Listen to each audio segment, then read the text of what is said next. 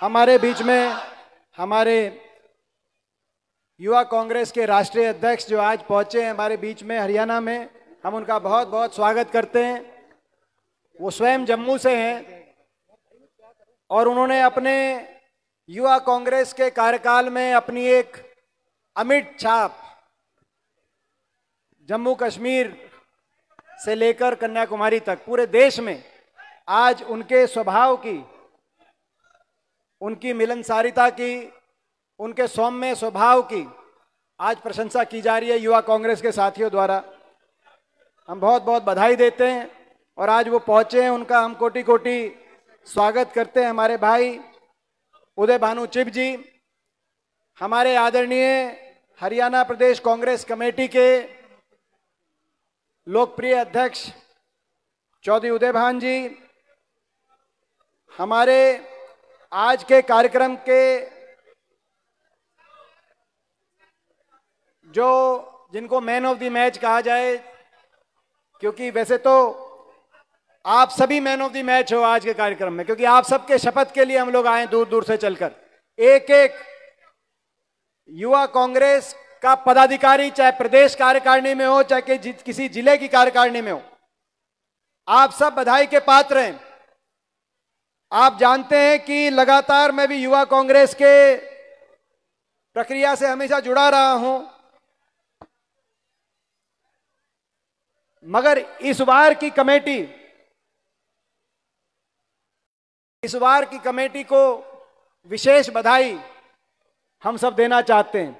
और वो इसीलिए कि जब चुनाव के नतीजे आए, विधानसभा चुनाव के नतीजे, और अप्रत्याशित रूप से भाजपा ने साम दाम दंड भेद यंत्र मंत्र तंत्र की राजनीति करके, वोट चोरी की राजनीति करके, सभी हथकंडे अपनाकर, नकारात्मक राजनीति करके, धर्म जाति की राजनीति करके, हर तरह के हथकंडे अपनाकर सत्ता को पे दोबारा से काबिज होने का कार्य किया। उस समय स्वाभाविक रूप से कांग्रेस पार्टी के हमारे सभी कार्यकर्ताओं को निराशा लगी, उनके हाथ, मन में निराशा का भाव था। फिर उस समय आपने युवा कांग्रेस के चुनाव कराने का निर्णय लिया। उदय भानु जी और ये जो बैठे हैं आपके आगे, ये वो लोग हैं, जब कांग्रेस पार्टी का कार्यकर्ता अप्रत्याशित नतीजे से निराश था, तो ये लोग सामने आए, युवा कांग्रेस के नौजवान ये सामने आए। इन्होंने कहा कि कोई बात नहीं, दोबारा से मशाल उठाएंगे, दोबारा से धनुष हाथ में लेंगे, दोबारा से लड़ाई लड़ेंगे, हरियाणा में अन्याय से लड़ाई लड़ेंगे, तो हम लड़ाई लड़ेंगे। ये मैदान में उस समय आए। बार की कमेटी युवा कांग्रेस की जो सारे पदाधिकारी जीत के आए, मैं अपनी तरफ से आप सबको बहुत बहुत बधाई देता हूं। जो हौसला आपने दिखाया, जिस समय बड़े बड़े कार्यकर्ता, बड़े बड़े नेता निराश थे, आपने आशा जगाई हम सबके मन में। आप बधाई के पात्र हो, आप आगे आगे चलोगे, हम आपके साथ कंधे से कंधा मिला के चलेंगे इस लड़ाई में। और हमारे भाई जो कि प्रदेश अध्यक्ष के रूप में आप सबका प्रतिनिधित्व कर रहे हैं, उनको भी मैं बहुत बहुत बधाई देता हूं। ये बड़ी जिम्मेदारी आपके कंधों पे आई है और मैं समझता हूं कि बहुत, या तो पहली बार या बहुत वर्षों में गुड़गांव में, क्योंकि गुड़गांव हमारा एक बहुत बड़ा केंद्र है हरियाणा का, ये जिम्मेदारी आई, तो आप उस जिम्मेदारी को अच्छे से निभाएंगे निश्चित, हमारा पूरा विश्वास है। और जैसे कहा अभी भाई उदय भानु ने कि पहला कार्यक्रम होता है, तो आज आपने बहुत अच्छा कार्यक्रम किया है, उसके लिए बधाई।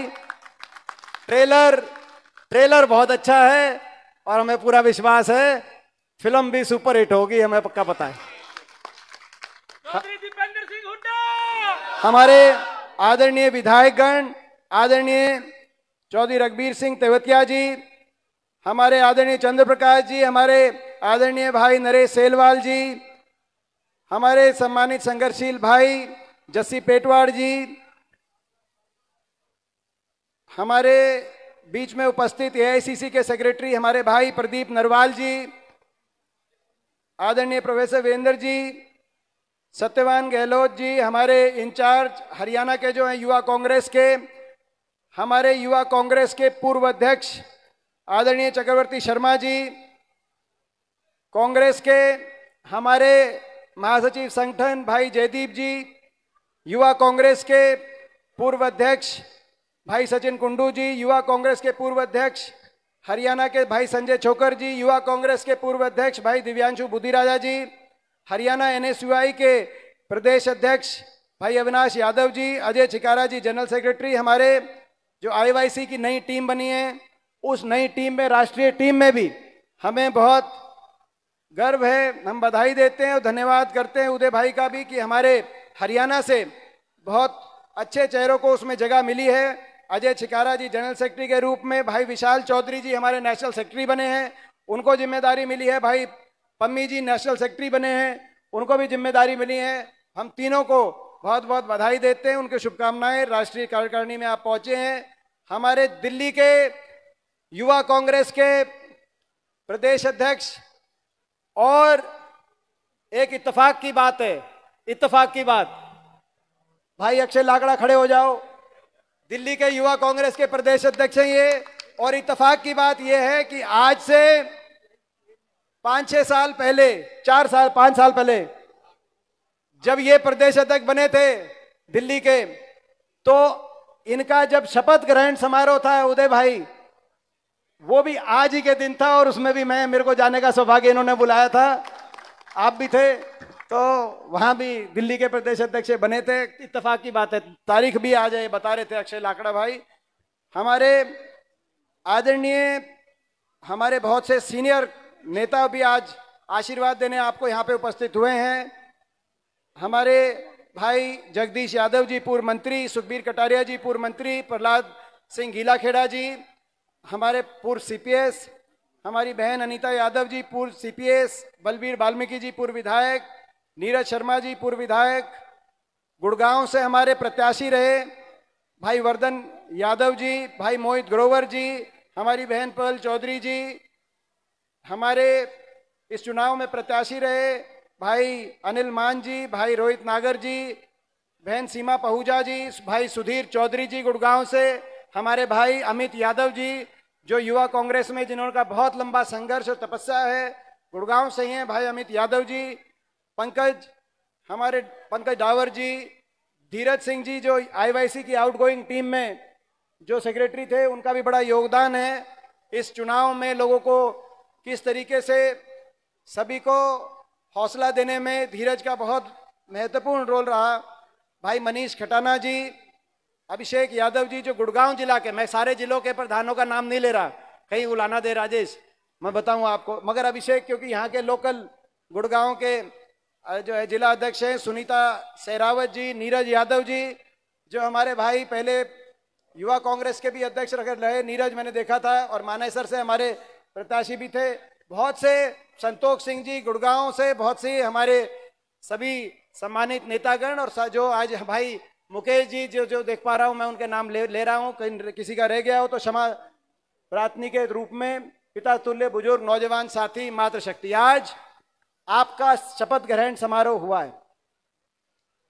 जो शपथ आपने ली है ये बहुत आज के समय काल में, ऐसे समय में जब देश पर, देश के संविधान पर, देश के लोकतंत्र पे इस तरह से प्रहार किए जा रहे हों जैसे आज की सरकार कर रही है, जब हरियाणा के नौजवान का भविष्य अंधकार में इस तरीके से बनाया गया हो जैसे 10 साल 11 साल की बीजेपी की सरकार ने बनाया है, तो इस शपथ के बहुत बड़े मायने। ये केवल शपथ युवा कांग्रेस के संगठन में अपनी जिम्मेदारी निभाने की नहीं मानना, ये शपथ हरियाणा के भविष्य को बचाने की शपथ है। ये शपथ हरियाणा के नौजवान के भविष्य को बचाने की शपथ है। ये शपथ देश में लोकतंत्र को और देश में संविधान को बचाने की शपथ है, और ये शपथ देश में और प्रदेश में बदलाव लाने की शपथ है। और ये शपथ युवाओं के लिए सबसे महत्वपूर्ण है, क्योंकि जब भी देश पर इस तरह से, देश के प्रजातंत्र संविधान पे इस तरह से प्रहार किए जा रहे हों, तो युवाओं की जिम्मेदारी है। जब भी देश की आत्मा को कुचला जा रहा हो तो युवाओं की जिम्मेदारी है। भगत सिंह जी ने जो अलग जगाई थी, आज वो अलग आपको और हमको अपने सीने में लेकर फिर निकलना पड़ेगा। आपने देखा देश में क्या खेल चल रहा है और प्रदेश में क्या खेल चल रहा है। राहुल जी ने परसों जब अपनी प्रेस वार्ता करी तो आपको याद होगा, उस प्रेस वार्ता में जब उन्होंने किस तरीके से चुनाव आयोग चुनाव की प्रक्रिया को प्रभावित करने का काम कर रहा है, जब वो सारी बात बताई, तो उदाहरण के रूप में एक प्रदेश का उन्होंने नाम लिया जहां उन्होंने कहा कि मात्र 22,000 वोट से जो प्रदेश, वो हरियाणा प्रदेश का नाम लिया था कि नहीं लिया था? हरियाणा प्रदेश का नाम, अकेला आपके प्रदेश का नाम लिया। तो आप अंदाजा लगा सकते हैं कि आज देश में क्या खेल चल रहे हैं और उन खेलों के से आज क्या और प्रदेश में क्या हालात है, मुझे आपको बताने की जरूरत नहीं। प्रदेश में जो हरियाणा प्रदेश 2014 से पहले प्रति व्यक्ति आय, प्रति व्यक्ति निवेश, विकास दर में देश में नंबर 1 पे माना जाता था। हरियाणा के विकास की चमक पूरे देश को दिखाई देती थी। गुड़गांव में रैपिड मेट्रो आ रही थी तो फरीदाबाद, बहादुरगढ़ मेट्रो से जोड़े जा रहे थे, बल्लभगढ़।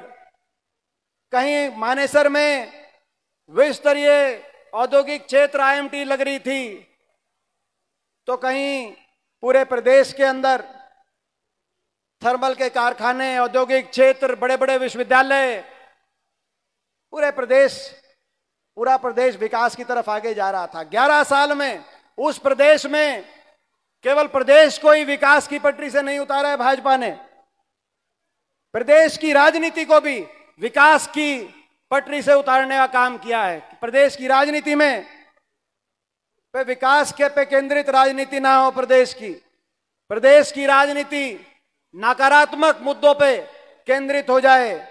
भाई को भाई से लड़ाने का काम, भाई को भाई से उलझाने का काम जो किया गया, जिस तरह का खेल हरियाणा के अंदर, मुझको आपको बताने की जरूरत नहीं है, मुझसे ज्यादा वो आपने देखा। और उसका एक ज्वलंत उदाहरण आज हम गुड़गांव में हैं, वैसे हर जिले के अंदर, पूरे प्रदेश के अंदर सारी बात आप जानते हो दिल में, लेकिन एक उदाहरण अभी संसद के इस सत्र में उदय भाई, इस पिछले सप्ताह मैंने एक सवाल पूछा कि गुड़गांव की बदहाली के लिए कौन जिम्मेदार है। गुड़गांव में हर तरह की समस्या का जो सामना करना पड़ रहा है नागरिकों को, सीवरेज का, गंदगी का, टूटी सड़कों का, जल भराव का, प्रदूषण का, उसके लिए कौन जिम्मेदार है? तो जो मंत्री हैं केंद्रीय, खट्टर साहब, उनका जवाब आया। इस महकमे के मंत्री भी खट्टर साहब हैं। हम 10 साल पहले यहां, वहां, पहले 10 साल में हरियाणा को विकास की पटरी से उतारा, अब उनको जिम्मेदारी ऊपर दे दी है भाजपा की। अगर हरियाणा के लिए फिट नहीं थे, 10 साल में इतने लोग खिलाफ हो गए थे कि बीजेपी को उनको बदलना पड़ा। हरियाणा के लिए अगर फिट नहीं थे तो देश के लिए कहां से फिट थे? लेकिन ये चल रहा है, ये स्थिति चल रही है। और नायब सैनी जी जो मुख्यमंत्री बने, उन्होंने जब जिला परिषद चुनाव लड़ा तो चौथे नंबर पे आए। वो जिला परिषद के लिए फिट नहीं थे तो उनको चंडीगढ़ बिठा दिया। ये स्थिति चल रही है। तो मैंने जब सवाल पूछा कि गुड़गांव में इतनी नरकीय स्थिति है, कौन जिम्मेदार है, तो जवाब आया कि गुड़गांव के नागरिकों को किसी समस्या का सामना करना ही नहीं पड़ रहा, सब कुछ ठीक है। यही जवाब आया। आपने देखा होगा, देखा कि नहीं देखा आपने? गुड़गांव वालों ने देखा। ये हरियाणा की स्थिति है। एक शायर हुए हैं अदम गोंडवी, उनका एक शेर है। वो शेर क्या है? तुम्हारी फाइलों में गांव का मौसम गुलाबी है, तुम्हारी फाइलों में गांव का मौसम गुलाबी है, मगर ये आंकड़े झूठे हैं, ये दावा किताबी है। तो भाई खट्टर साहब, आपकी फाइलों में गुड़गांव का मौसम गुलाबी है, लेकिन ये आंकड़े झूठे हैं, ये दावा किताबी है। और खट्टर साहब, आपकी फाइलों में हरियाणा का मौसम भी गुलाबी है, लेकिन ये आंकड़े झूठे हैं और ये दावा किताबी है।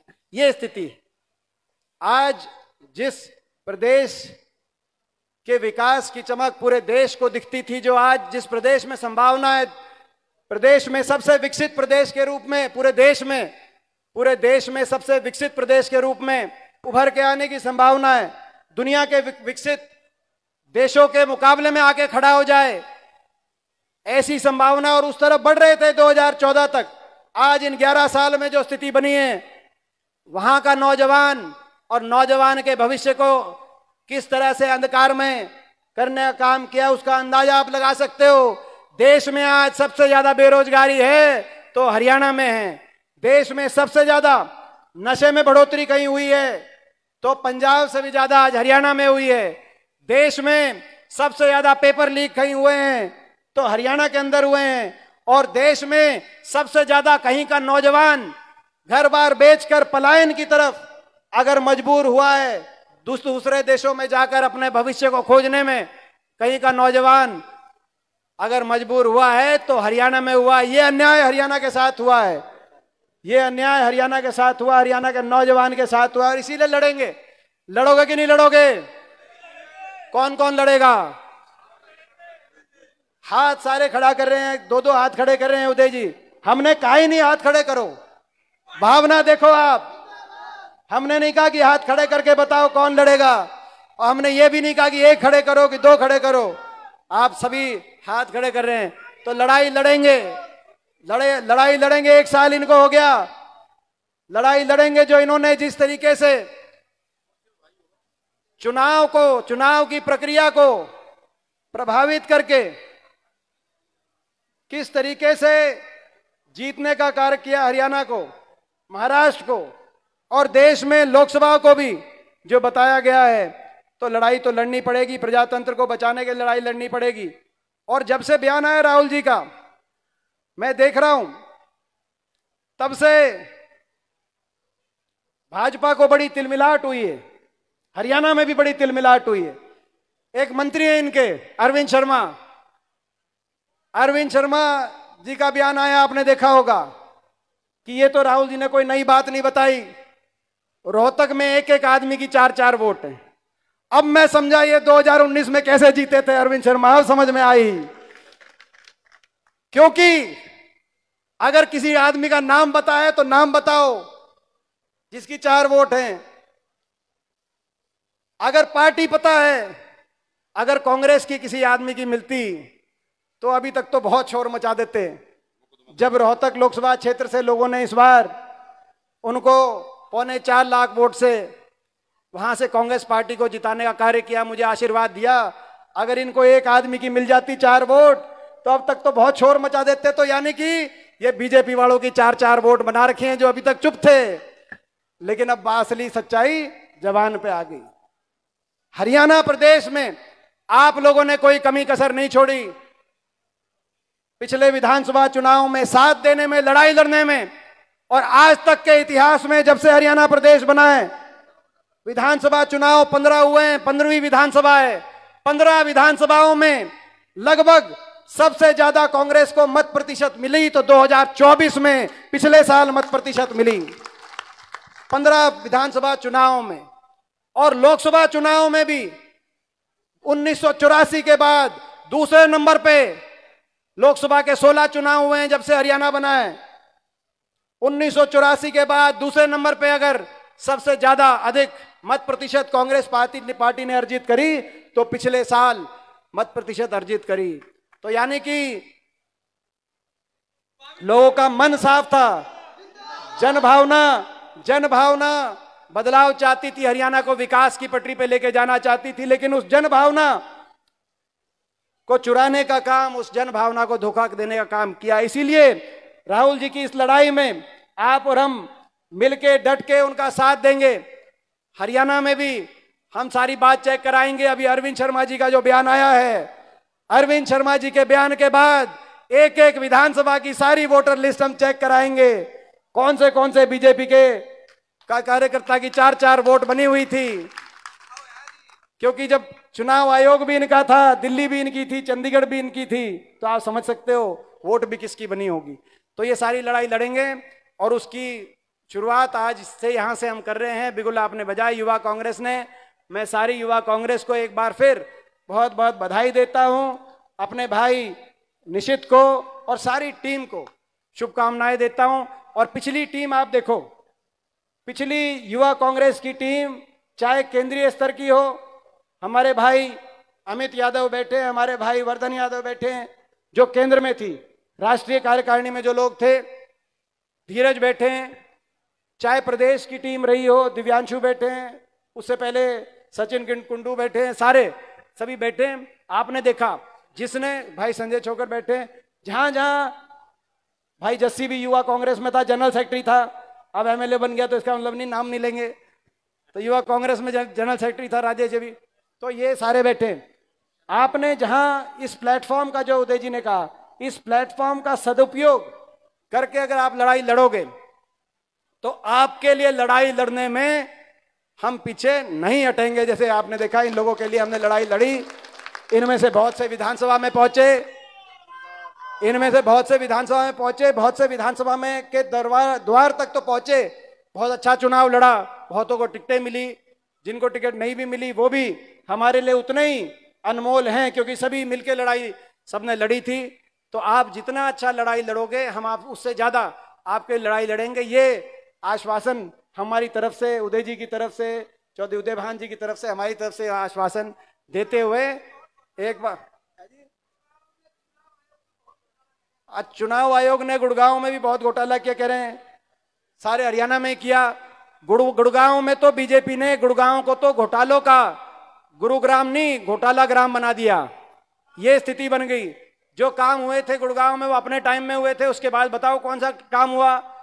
रैपिड मेट्रो देश की पहले आई, गुड़गांव में आई, डिफेंस यूनिवर्सिटी बनी, गुड़गांव में बनी, गुड़गांव यूनिवर्सिटी हमारे समय बनी, मानेसर में विश्व स्तरीय आईएमटी का अगर स्थापना और उसका विस्तारीकरण किया गया तो हमारे समय किया गया। ईएसआई अस्पताल अगर बना, मेडिकल कॉलेज, तो हमारे समय बना गुड़गांव में। गुड़गांव फरीदाबाद 4 लेन बनी तो हमारे समय में बनी। आपने देखा केएमपी अगर बनी तो हमारे समय में बनी। गुड़गांव एक्सप्रेसवे, ये 4 लेन दिल्ली से लेकर ये सारा अगर विकसित किया गया तो हमारे समय किया गया। गोल्फ कोर्स रोड अगर विकास की अगर नींव रखी गई, हमारे समय रखी गई। एमजी रोड अगर बनाई गई तो हमारे समय बनाई गई।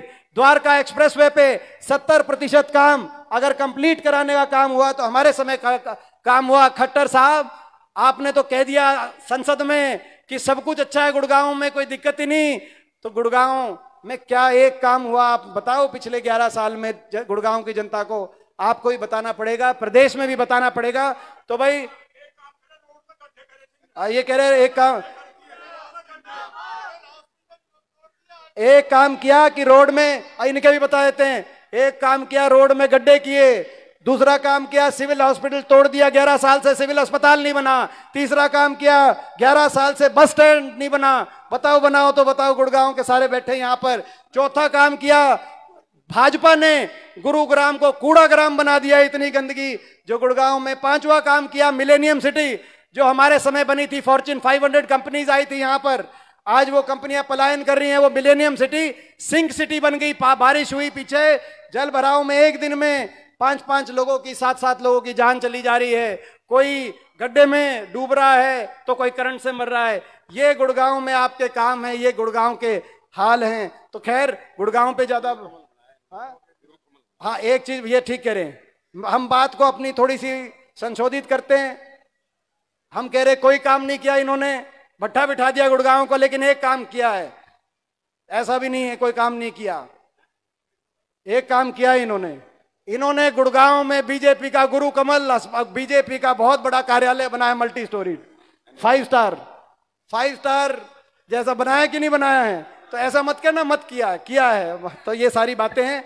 तो भाई इन्हीं शब्दों के साथ आपको एक बार बधाई, और हम उम्मीद करेंगे ट्रेलर आपने अच्छा दिखाया है, पिक्चर भी पूरी अच्छी दिखाओगे, मगर ट्रेलर भी पूरा नहीं हुआ। अभी ट्रेलर पूरा नहीं, केवल प्रोग्राम से काम नहीं चलेगा, अभी खाने का ट्रेलर भी देखेंगे, कितना अच्छा खाना खिलाएगा। टीम को बहुत बहुत बधाई। अब मैं आग्रह करूंगा सभी भाई अपने स्थान पर बैठे रहें। मेरा निवेदन है सभी भाई अपने स्थान पर बैठे रहें। अभी आप सभी का धन्यवाद होगा। मैं आग्रह करूंगा हमारे प्रदेश अध्यक्ष निशित कटारिया जी से, कटारिया साहब नीरज शर्मा जी को शॉल प्रेषित करके उनका मान सम्मान बढ़ाएं। नीरज शर्मा जी पूर्व विधायक NIT 86, और जिस प्रकार से आपको ज्ञात है कि हमारे प्रदेश अध्यक्ष अधिवक्ता हैं, तो उनकी बार एसोसिएशन की पूरी टीम प्रदेश अध्यक्ष निशित कटारिया जी के मान सम्मान के लिए आई है। मैं उन्हें आमंत्रित करना चाहूंगा, बार एसोसिएशन गुड़गांव। अब मैं आमंत्रित करूंगा पूर्व मंत्री सुखबीर कटारिया जी से आए और आपका धन्यवाद करें। परम आदरणीय और परम श्रद्धेय आदरणीय दीपेंद्र जी, आदरणीय उदय भानु चिप साहब, उदय भान साहब और सम्मानित मंच, सब जितने भी साथी आज यहाँ आए सभी का तहे दिल से आभार। और माता शीतला की हमेशा कृपा इन सब पे बनी रहे। निश्चित रूप से आज जो प्रोग्राम हुआ है ये अब हर आदमी में एक जोश आ गया है। मेरे को ध्यान है कि पीछे चाचा दिलमोहन बैठे, चाचा लक्की बैठे और चाचा भारद्वाज साहब बैठे। बोले भाई आज भाषण सुनकर तारे चिप साहब का बड़ा मजा आया और पूरी जान आ गई आज। और इन शब्दों के साथ सभी का तहे दिल से धन्यवाद। और सभी साथी अब आराम से भोजन का स्वाद लो, कोई जल्दबाजी मत करना। तहे दिल से आभार, धन्यवाद। धन्यवाद मंत्री जी। इस आयोजन के लिए, सफल आयोजन के लिए भाई निशित कटारिया जी, उनके सभी साथीगण और संपूर्ण हरियाणा प्रदेश युवा कांग्रेस की कार्यकारिणी को बहुत बहुत बधाई, अभिनंदन, धन्यवाद। माइक मांग रहे हैं क्या? माइक मांग रहे हैं क्या? कौन मांग रहा है?